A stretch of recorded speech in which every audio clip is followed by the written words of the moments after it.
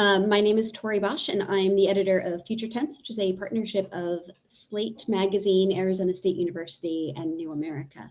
We look at emerging technology, science, and public policy and society. So you're joining us today for one of our social distancing socials, which we're doing in lieu of our normal live events for obvious reasons.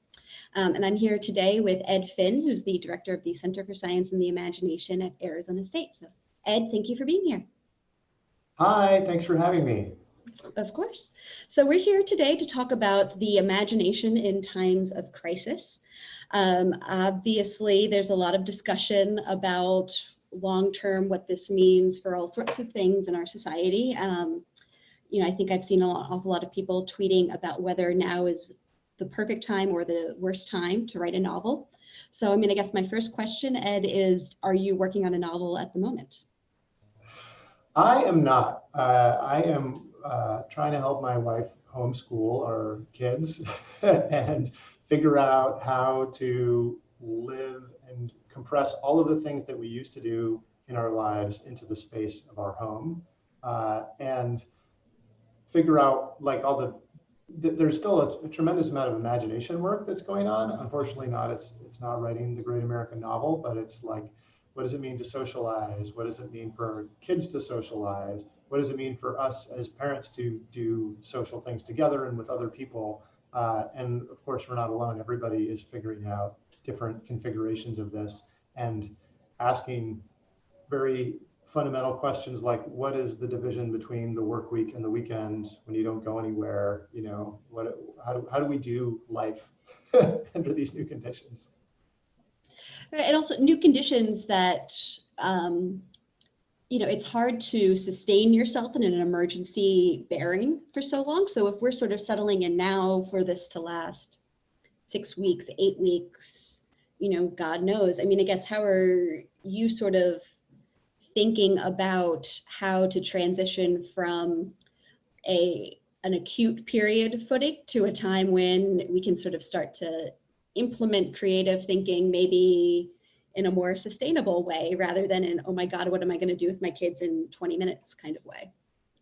Well, I think it's really important, and it's hard because one of the features of a crisis is that you tend to focus on the short term. You tend to focus on what problem do I need to solve right now?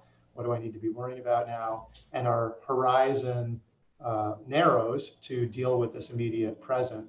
But this is an unusual crisis because it also has built in a lot of downtime and space for contemplation. So while we are still anxiously reading the news and watching what's happening, we're all thinking about this longer term. And we have to come up with those rhythms for making this sustainable, because you can't live in crisis mode forever, and you have to come to terms with reality. And so we've been talking a little bit with my students, because I'm teaching online as well, about how they're doing things. And one of them was talking today about how he sort of addressed all these problems he couldn't get any work done in his room at home. And so he had like 6 different things that he'd done. He put a plant on his desk, he moved a plant from the kitchen to his desk, and he opened the windows, and he had all these different things. He had food and drinks in there so that he could make, lemonade, make the space work for him.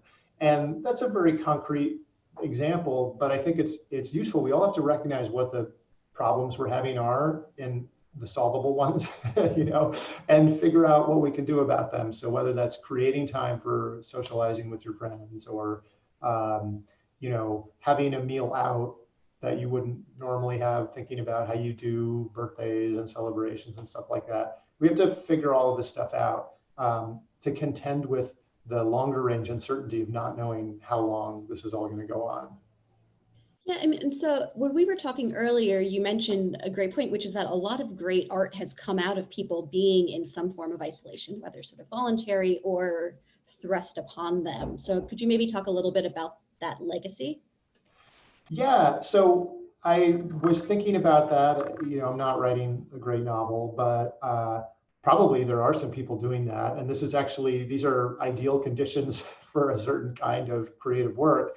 And if you think about art, it always has to come out of some kind of isolation, because you have to create a space that is uniquely your own in order to make something beautiful. whether that's just hiding yourself in the shed or, Thoreau going to Walden Pond and very sort of dramatically cutting himself off from most society.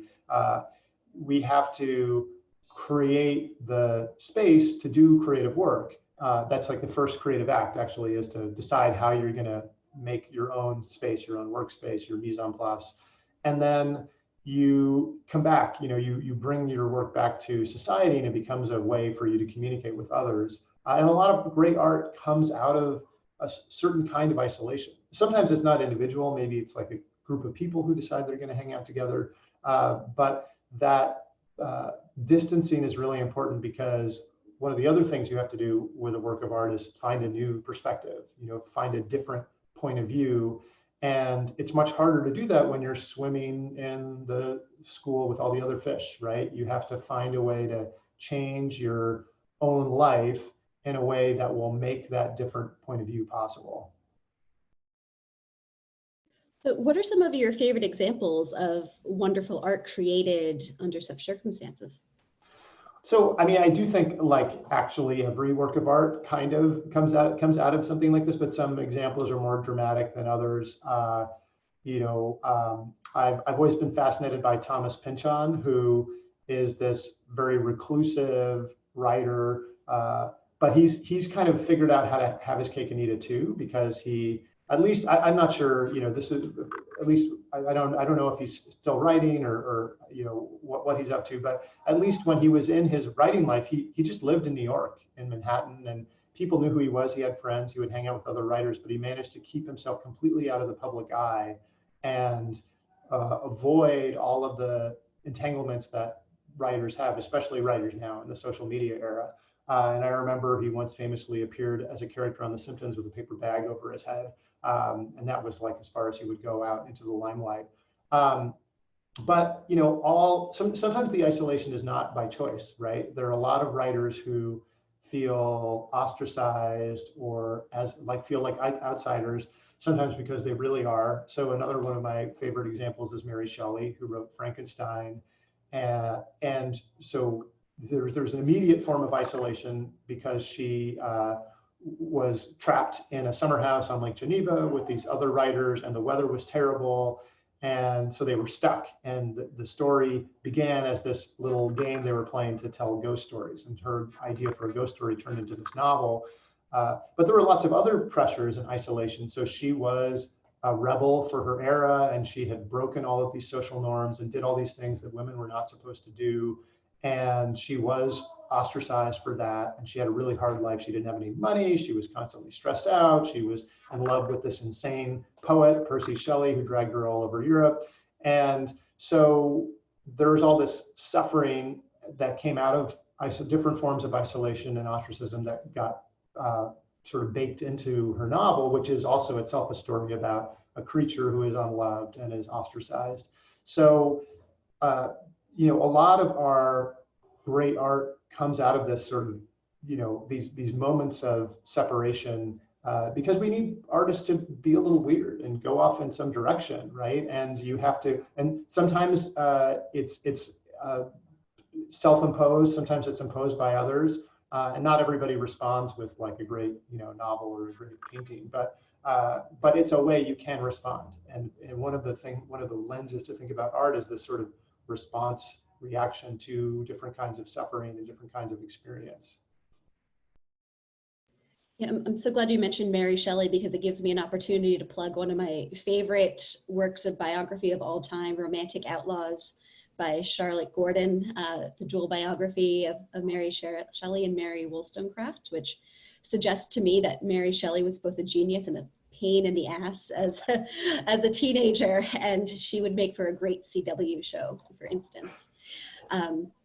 Yes, lots of genius coming from lots of isolation thrust upon her, I would say. Yeah, it's such an amazing book, and those two incredibly iconoclastic and creative and intelligent and ambitious women, just being like destroyed in different ways by their epochs, by their time, but rising above, like rising out of the ashes, like like the Phoenix. They're just awesome. Their life stories are incredible, and the terrible things that happened to them and the ways in which they persevered through those terrible things. It's really amazing. Yeah, I mean, another thing that occurs to me with Frankenstein too is that part of the moral of that story is also the danger of isolation, right? Of creating in isolation. So, I think we've seen some really interesting early attempts at collaborating through the pandemic. So like, I'm thinking of people who are creating music at a distance together or co-writing together. I mean, do you have any thoughts on how we might see this isolation turned into group creativity? Yeah, well, I think it's interesting to look at the difference between certain groups of people who can basically keep doing everything they were doing before, and this has not changed very much, and other people who have had to completely reinvent what they're doing and what it means to do their work. And I do think that it's good for us to recognize that a lot of things we thought could only happen, in a room or together really can be done in different ways. And it's another way to unlock our own imagination about what we do and how we do it. So I hope that this will come back. We'll come back from this crisis with a much more open kind of collective societal mind about things like teleworking and flexible schedules, and basically trusting people to do work on their own and not feeling like you have to put them in this cubicle maze panopticon and spy on them to make sure that they're working.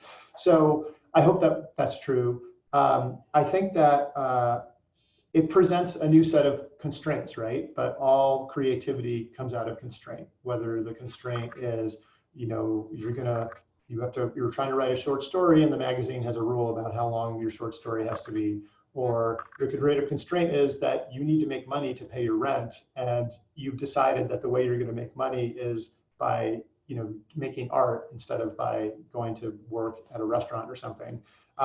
So different kinds of constraint, again, can be self-imposed or imposed by forces outside of our control, but the ways in which we collaborate, I think we're getting better at all of the tools, and having more options available. We now have 20 years. People have been obsessing about collaboration on the web ever since they created it, and we've now got 20 years of different layers of tools. And it's so funny to think about 10 years ago everybody was talking about Skype, and now we're talking about Zoom. There are all these different technologies, but they have gradually gotten better and better, and there's enough internet, basically there's enough pipe to afford a lot of these kinds of collaboration that weren't possible before. Again, to quote William Gibson, the future is not evenly distributed. And so there are, that's maybe true here, or true in parts of the United States, but not necessarily true in other parts of the world. But I think that the forms of collaboration can also sort of evolve based on the things that we have, right? Just as before, you make do with the tools at your disposal, and hopefully we'll see some really cool new kinds of art and collaboration coming out of this. I'm excited to see, people have done this sort of music collaboration remotely in the past. I know we had a publisher and a graphic novel and comic book author come out to visit our Center for Science and the Imagination a few years ago, and he talked about this elaborate 5-way collaboration he built with his brother and a couple of different artists, where they were making a graphic novel entirely online, never seeing each other face to face. So they had this whole production workflow. If you think about most of the things, complicated media we produce, like magazines, websites, we already have a lot of these tools. So I think that we'll see maybe some more opening up around how we do these different kinds of work. Yeah, I mean, it also occurs to me too that some of these things that maybe seemed a little bit gimmicky perhaps in the past, like collaborating at a distance just to prove that you could do it, feels somehow different from collaborating at a distance because a plague has meant that you're not allowed to see each other, right? I mean, there's something that feels maybe a little bit more organic about that kind of creativity rather than perhaps forced, which might be unfair of me to say. Does that make sense at all? Well, I think my take on it is that one of the silver linings to this whole disaster has been that it's forced us to start imagining other people and thinking about other people more and making choices that will benefit strangers who we will never meet. And I think we could all use a little bit more of that. And that kind of collective consciousness, is not just through things like the, shelter in place or quarantine type of orders. It's also, suddenly seeing your student or your colleague in whatever, in their space, in their home, in their living room, or wherever they are, and starting to recognize that everybody has this context, everybody has these like things going on, and they have their pets, and they have their relatives and their kids, and starting. I'm hoping that builds towards a little bit more generosity, right? To sort of understand, oh, well, maybe there's some reason why this person is doing this remotely, and it's like slightly more annoying for me, but there's perhaps some reason, and so I could be more accommodating about this than I might be, or just more charitable, just take it with a better spirit than might have otherwise. So I think that kind of generosity and collective consciousness or broader social awareness is really, really important. And I think that we are being forced to sort of flex these imagination muscles in all these different ways. And that's one of the really important ones. So we've talked about kind of the pandemic helping or hindering imagination, as the case might be, but I've been also thinking a great deal, as I know you have, about the times that we previously imagined such a crisis. So pandemic literature is something that I've come back to repeatedly, whether it's Station 11 by Emily St. John Mandel, to put a plug in, future tense fiction. Emily wrote authored a short story for our future tense fiction project not too long ago, so highly recommend reading that. Also, before I forget, please, we're going to open this up for questions in the next 5 or 10 minutes, so please use the Q&A function on Zoom to submit a question for Ed. So pandemic literature, my favorite thing in the world. Station 11 is being brought up constantly. I think Oryx and Crake and the rest of the Mad Adam trilogy. Severance by Ling Ma, which is one of my favorite novels of the past couple of years. I'm curious, as someone whose sort of work is all about how fiction can inspire us to aspire to our best future, how do pandemic novels play a role in helping us live through a present that is maybe not as wonderful as we might have desired? So I think that there are a few different really important roles that these stories play. And one of them is just helping us explore the possibility space. So we're really bad at math, but we're pretty good at stories. That there are these parts of our brain that are deeply, deep parts of the brain that are focused on storytelling, and we're constantly sort of narrativizing our experience. Which involves, by the way, like throwing out most of the data and just picking a few things that we've decided are important and telling the story around them. So it's good to have stories that explore what things might be like, because that reminds us that things are not going to always continue on as they have been, right? And that this little story I'm telling myself about my world might not be the right one, and it might not anticipate what happens if all of a sudden, this disease emerges that is contagious before people have symptoms. Oh, that's going to be different. So stories are really important in that sense, not just for the how, but also for basically the emotional responses and the imaginative responses. So, thinking through what might happen in terms of plot, but also thinking about characters, because ultimately what draws us into stories are the humans who are dealing with these challenges, whatever they might be. So seeing how characters in these novels or these movies, experience these changes, deal with these traumas, they adapt or they don't adapt, they succeed or they fail, that's really helpful for us too, because it also opens us up to the sort of the different nuances of what might happen and helps us project ourselves into that future, think about how we might feel about it. So I think all of that's really valuable. And then in some cases, it can help hopefully prompt us to make better choices to avoid the bad outcomes, right, before they happen. Announce prevention. Not sure that's really worked here, but maybe next time, right? So, stories can be helpful in that regard. And also they can be, the other interesting thing I've noticed, especially about pandemic stories, is how quickly the disease ends up becoming like a metaphor for something else. Somehow the diseases themselves are too, I don't know, they're too straightforward or something. So I've been teaching Oryx and Crake right now in my class, and this is a point that another one of my students brought up, looking at the ways in which the sort of imaginary space around disease and pandemics, they always end up being this metaphor for other things, and the disease is less interesting. It's more like, oh, what does this tell us about humanity, or how do we, who do we want to become in this post-apocalyptic future? So we're narcissists, right? It always ends up being about us. Yeah, I mean, I think it's a little bit of a shame that that all of our most famous modern pandemic novels seem to be about society being ground to a complete halt, rather than a pandemic that is devastating but allows society to recover. Because in some ways it feels like we don't have the same roadmap for stories that allow us to see what comes next that we might have under other circumstances.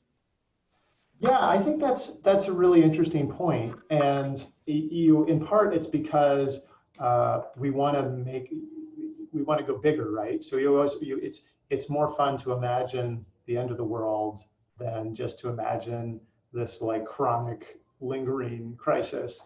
But in another sense, I think it becomes kind of a systems story, right? It becomes a narrative about how we adapt to crisis and we adapt to challenge, because ultimately this is really sort of a self-inflicted catastrophe. And in a lot of ways, it was a medical crisis. It was a disaster, you could say, but not like a global economy destroying, awfulness. And for all sorts of different reasons, we had a collective failure of imagination, right? We did not really anticipate what was going to happen. We wasted precious time. We didn't do the things that we should have done. And now we're living in this weird sort of stumbling, long fall, right? The slow stumble. And it's going to take us a while to come out of that. But we're going to make it through. We're going to all, well, not all, but society, civilization is not going to collapse. We're going to proceed on. We're going to hopefully come back stronger from this. But it's sort of, it's going to be hard. And it's hard in part because it's this weird intermediary zone, as you were saying. It's not like Contagion or some movie where you're like, oh, this is, we're all doomed. And so it takes a little bit more imaginative work to remind yourself, oh, even though everything looks fine and everybody I know it seems healthy, I still need to do these things and make these choices to prevent this bad thing from happening. Yeah, one novel that, so Station 11 and Severance and Oryx and Crake, I think, come up a lot. A novel I wish people might read or talk about a little bit more is Salvation City by Sigrid Nunez, which is told before and after a flu pandemic. And it's sort of nice to see a world that's slightly changed, which is not a spoiler, it's clear from the beginning, but that's changed by a pandemic, but not utterly destroyed in a way that feels a little bit more familiar. Yeah, sorry, go ahead. No, go ahead. Oh, I was just gonna add to that I think one thing I've noticed teaching Oryx and Crake this time in conjunction with William Gibson's novel, The Peripheral, is that these are two stories that have two timelines, or they have a sort of a near future and a farther future. And it's a really effective narrative trick, I think, for both of the novels, but it's also a really good sort of thought experiment or a mental practice we need to develop, which is like actually thinking about the farther future and its connection back to the near future or to our present. Because there are things that the future can tell us, right? We want to know how it's all going to turn out, and we want to get whatever advanced technology is going to save us. But the farther future wants the sort of to know about people who have these values and choices that they're making now, because in the far future, it's all over. All of the choices, all the cards have been played, everything's happened that's going to happen. And there's not nearly the same kind of agency or sort of moral choice. But we have all of that. We have to make these choices now. And our big problem is that we ignore it. We pretend that we're not making moral choices. We sort of ignore our responsibility toward the future and pretend that it's like somebody else's problem. But we are just ignoring it or pretending that it's not there is a choice too. So we're voting either way. And if we take on some more of that responsibility and feel a sense of agency for ourselves about how we can shift, work towards better futures, I think we'll be forging a much better path for ourselves. So thinking about better futures and the choices we all have to make opens up really well to my next question, which was, I know that the Center for Science and the Imagination is doing a lot of work to think about how we might capitalize on this moment or use it as an opportunity to challenge the way we imagine the future. So could you talk a little bit about what you all have planned? Yeah, so we have spent a lot of time thinking about this and, confronting, as so many people have, this question, well, we can't do all the things we were planning to do before. We have to change our plans. And we're not just going to sort of mindlessly do online versions of what we would have done offline. We need to respond, and we need to try to help in a way that's actually productive. And so we quickly decided that the way we were going to help was not going to be by commissioning a bunch of pandemic science fiction and just terrifying people with more stories about how everything could go wrong. And instead, we wanted to focus on really this theme that you and I are talking about. How can we harness our imagination to navigate this crisis and maybe to come back from it in a better way? So one thing we're doing is we're going to start a new series of very short fiction that will release weekly starting next week. I think next Friday will be the first one. We're going to call it Us in Flux, and it's going to be stories about this ideas of resilience, of communities working together, of imagination and grappling with these challenges. And I think that COVID-19 will be sort of in the background of some of these stories, but it's not about the crisis. It's about how we get out of the crisis. It's about how we move forward. So there'll be short stories, 1,500 words or less, and we'll have online conversations between the authors and different experts. So we're excited about that. We're thinking about starting a few other new projects, but we're still sort of incubating them. And again, trying to do things that will be helpful and open up this bigger conversation about imagination and resilience that I think was already really pressing before, because all of our other problems are still there on the back burner waiting for us when we come back. But it's even more pressing now, and there are a lot of people right now who are really in emergency situations or who are on the cusp of that, or watching, maybe feeling helpless about these emergency situations. And so we have to harness our imaginations to try to help in the immediate and the short term, and also the long term. And so people can check out Us in Flux at csi.asu.edu, I assume? That's right. Yeah. You want to get that plug plug in? on the website. So we're putting it all together now. We'll be announcing it on social media too. But that's a great place to start, always and forever. All right, so I think it's time for us to open it up to questions. So we've got some great ones coming in. Let's see where to start. So Eric Larson asks, how long do we need to separate ourselves from an event to appreciate it? That's a great question. And I think I think that really depends not just on the event, but on the individual too. I mean, if you think about authors like Primo Levi, who wrote about the Holocaust, or people who wrote about personal traumas in their own lives, sometimes I think writing or responding as an artist is something you do immediately and becomes a kind of a part of a process, a therapeutic process maybe, or a self-preservation process. Sometimes I think it takes years or decades. Like, you can't even start talking about it until time has passed and you've created some form of distance. So I think it really depends, but I think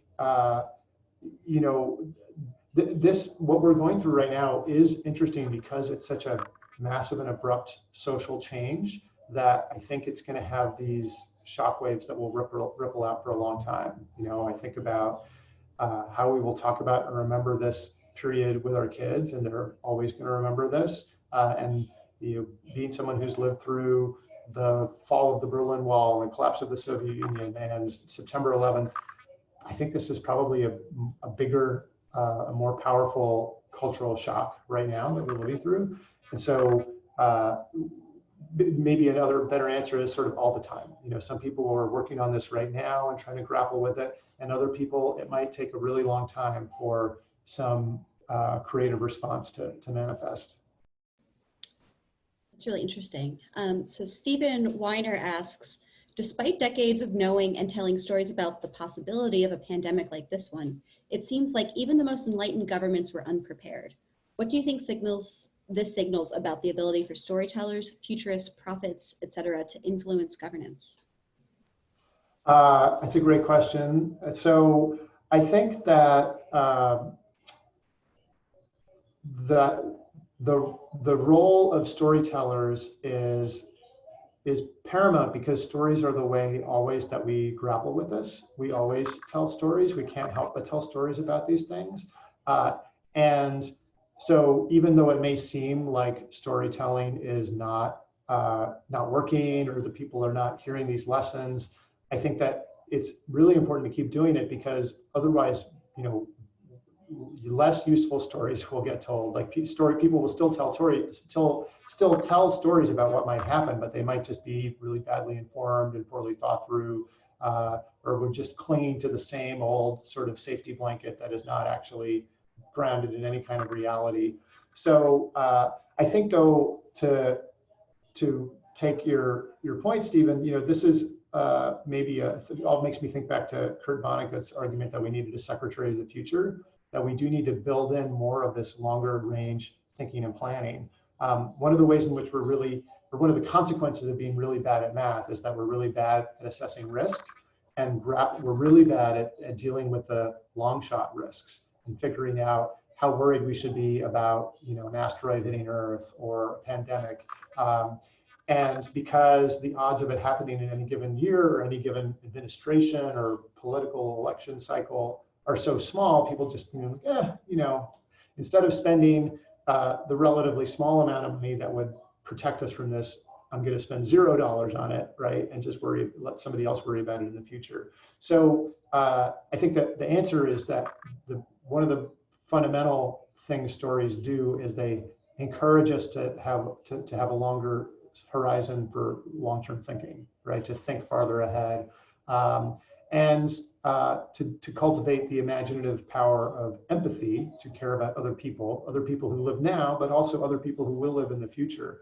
There's some research in Japan where people have asked communities making choices about climate change and sustainability to have somebody in the deliberation actually speak for the future and just be this voice of these future generations. And just a simple change like that has a dramatic impact on how forward thinking the group is, because it's much harder to sort of really shaft future generations when you have to actually look somebody in the face and tell them, right, like that you don't matter because you're not really here. We can't, so these simple tricks are ways of using our own mind storytelling machinery to help us make better choices. Sarah Spencer asks something that I've been thinking about a little bit too, which is, what's your advice for helping people wade through the data to find the good future stories or harness one's own imagination that we can focus on? It feels like there's so many premises out there. Sort of how do you recognize something that feels worth exploring more deeply?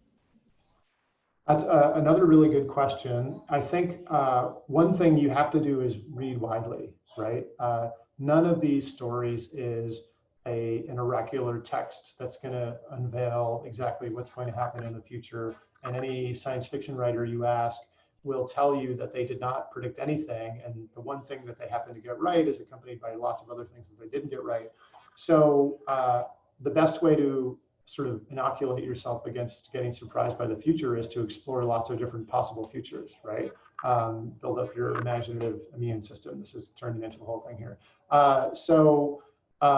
Having said that, I think it's also worth, for me, the ultimate goal. So, and, you know, it seems like I'm professionally obligated to say that you should check out the Center for Science of the Imagination's work, because we've been trying to do this for a while, and we have a whole range of different stories. So find sources that you trust as curatorial sources, or, you know, authors or other people. But what we try to do in all of our work is not predict the future, or even just give people technically grounded futures that they'll be interested in hearing about. Ultimately, our goal is to inspire you, the individual reader or the audience member, to do this for yourself, to imagine your own futures, to think about what you want life to be like for yourself in 20 years, what you want your kids' lives to be like. So, you know, that requires, again, this kind of diversity of content and exploring lots of different possibilities. And as you do more of that, you get a better sense of what you think is believable or laudable or not, you know, and I think that's ultimately the way to do it. There's no you know, there's no one size fits all future. One of the big problems we have with society right now is that very, very small minority of people have gotten to dictate what the future is going to look like for everybody else, and feel you know, enabled and empowered to imagine the future. And we need to get a much more diverse and a much larger base of people who feel empowered to think about, talk about, build out these futures, so that we're not stuck in, you know, in somebody else's utopia, which will turn out to be our dystopia. Yeah, absolutely. Doris Dykman asks, do you have any ideas for unleashing our own creativity at home? So many ideas, because I'm trapped here with 2 small children and we're trying to figure out all these things ourselves. I think that there's sort of the fundamental first step is to think about the time and the space you have as a blank canvas, instead of thinking about it as this problem, or, you know, something that causes anxiety, or something that should only be filled with reading more coronavirus news. I think you have to think about it as a kind of opportunity, and every crisis presents its opportunities, and to, you know, basically give yourself permission to try things. And the most important artistic process is the process of failure and learning from your failure. So give yourself permission to try something and let it not work out, and then try again. You know, we've been watching Mo Willems do drawing, and I really like the way he talks about drawing and editing and, you know, failure and success. There's, you know, that's not a bad place to start, right? Like the thing you decide to be creative about doesn't have to be writing a great novel. It could be doodling, or it could be cooking, or it could be like cleaning your garage out, you know, like whatever. The key thing is to feel like you have this agency to do things, and to take it step by step, to identify little goals. I think that a lot of people get hung up on sort of mystifying the creative process or doing some kind of art. And actually, when you look at what people do, it's, you know, they're successful. People like Toni Morrison talk about writing under constraint. You know, she got up at 4 a.m. every morning to do this as a single mother with a demanding day job. You know, it wasn't mystical. It was like she was gonna, you know, it was more akin to like repairing a car, or, you know, baking a cake. You know, first you're gonna do this, and then you're gonna do this, and then you're gonna do this, and it's just sticking with it. It's a totally different direction. I think it's Seinfeld who had this like Post-it method, where he just he had a calendar. I mean, it wasn't Post-it, it was a calendar. You would cross off every day, and whatever the goal was, I think it was writing 10 minutes of comedy or stand-up or something like that. You know, it was the consistency. Persistence is the method, Albert Camus. So you have to start small. You have to give yourself permission to fail, but you have to keep going. It's really disappointing that discipline is the answer, that there's not some external motivation that will inspire me. I will be the one who actually has to write the next 20 pages of the novel still sitting on my desktop. This is why the constraints are really important. Yeah. Right? This is why people lock themselves into rooms and put their phones inside a box and do all these things. So, part of the opportunity here might be that these constraints are imposed, but again, it's all about, how do you make lemonade? How do you make something good out of a bad situation? And then, to think of this not as even though it feels very exceptional and weird, to think about it as just a spectrum it's sort of a spot on the spectrum of all the hard situations that we're in all the time, right? And that life is always a response, or art is always a response to life. That leads really well into this next question from Alexander Zwisler. It's a really fun name to say when I say it correctly, I hope. Who asks, can you imagine a scenario where this crisis rewires the collective consciousness to think about risk and the future differently?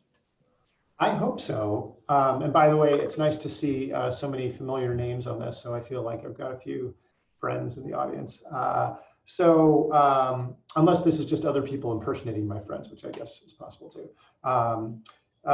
So I think that the consciousness is already getting rewired because we've now proven to ourselves that we can do all these things that everybody said was impossible. Like we've reinvented education at the drop of a hat, and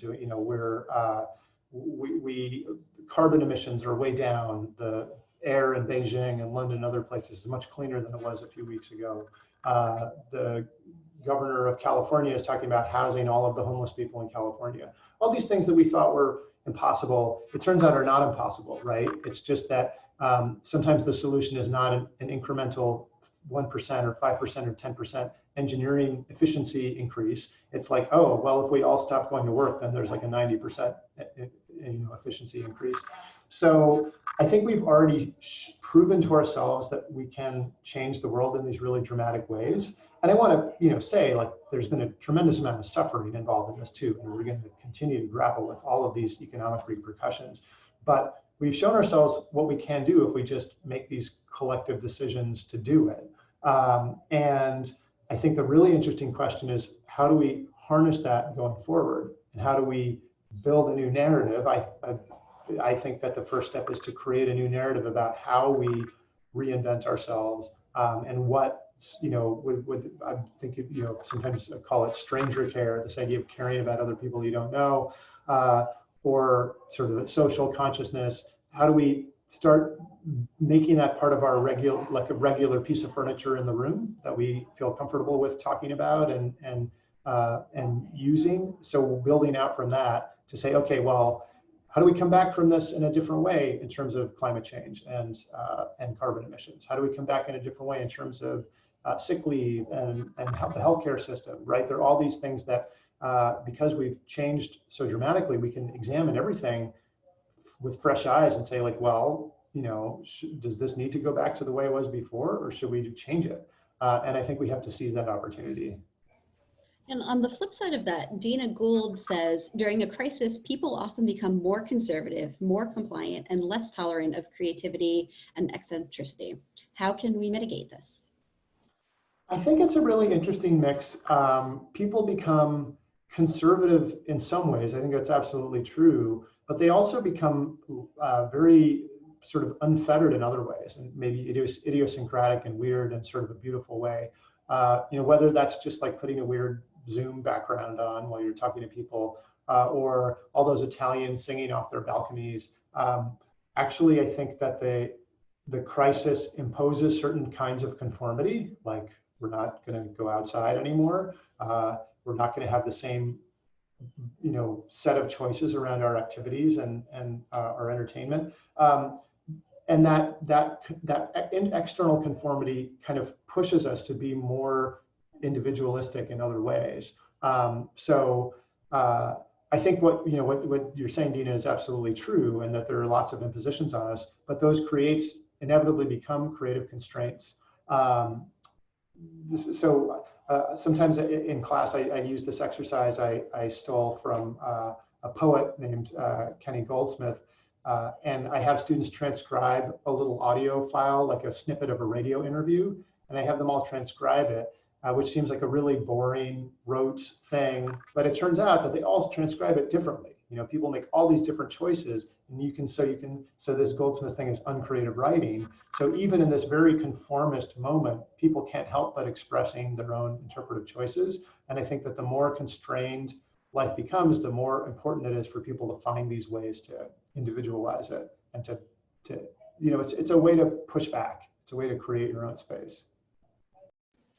So I think we have time for two more quick questions. The second to last question comes from somebody who's anonymous, who says, you anticipate that creatives will have new ways of making art. What will that look like? And are there existing disciplines that may become obsolete? Good question. So I think funny thing about art is that it always involves reinvention and recombinations of existing things, right? So it's hard to point to, there aren't that many sort of genuinely new modes of art, and even things that are technically new, like photography, spend a lot of time sort of throat clearing and basically copying the old modes before they figure out what the new mode can actually be used for that's distinctive and different.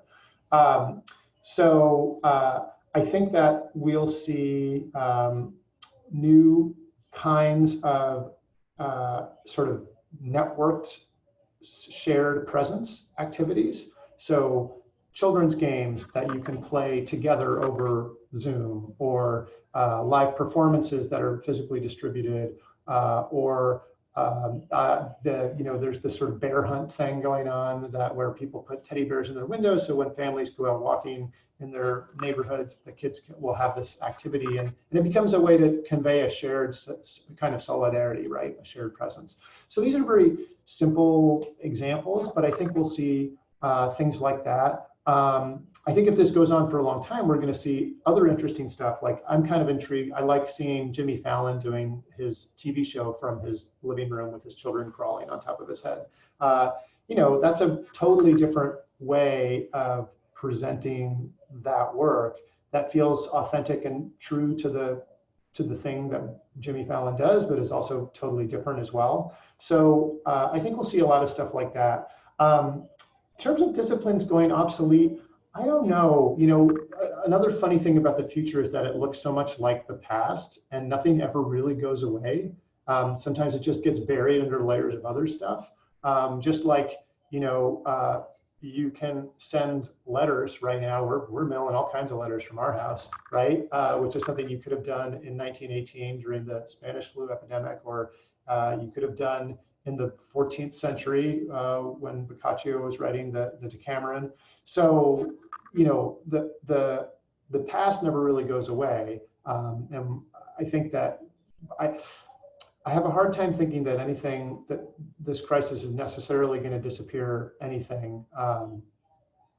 But I think that a lot of the things we do now, a lot of the things that we took for granted even a month ago, will never be the same again. Going to Disneyland will probably never be exactly the same as it was before. Getting in an airplane might not be the same. And some kinds of, I don't know what this will mean. Like, we'll think about going to big concert arena rock shows or big stadiums. Will those things feel different?